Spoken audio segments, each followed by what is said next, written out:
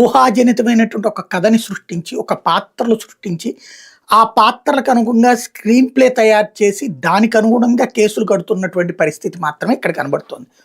సాధారణంగా ఎప్పుడైనా సరే ఒక కుంభకోణం జరిగింది, లేదా ఒక అవినీతి జరిగింది అన్నప్పుడు ఒక బల్క్ అమౌంట్‌ని పట్టుకోవాలా, అట్లాగే దానికి సంబంధించినటువంటి కీలకమైన డాక్యుమెంట్లు, బల్క్ డాక్యుమెంటేషన్ ఉండాలి. ఇక్కడ ఇందులో వీళ్ళే చెప్తున్నటువంటి దాంట్లో డబ్బులు ఏమీ దొరకల.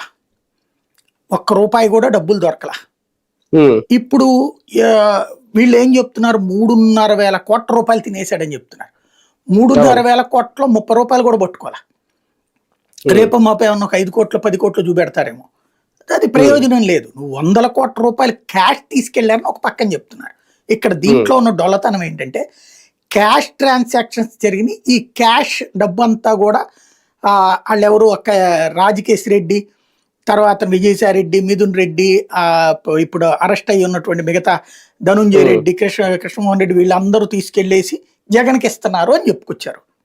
చెప్పి మళ్ళీ కేసులో విచిత్రమైనటువంటి ట్విస్ట్లు ఏంటంటే, రాజకేశ్ రెడ్డి వ్యాపారాలు ఇదే డబ్బులతో అంట, గోవిందప్ప బాలాజీ వ్యాపారాలు ఇదే డబ్బులతోనంట.